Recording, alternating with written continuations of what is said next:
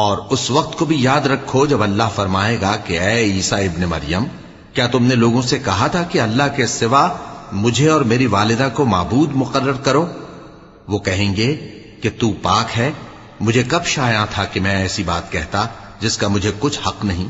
اگر میں نے ایسا کہا ہوگا تو تجھ کو معلوم ہوگا، کیونکہ جو بات میرے جی میں ہے تو اسے جانتا ہے، اور جو تیرے جی میں ہے اسے میں نہیں جانتا۔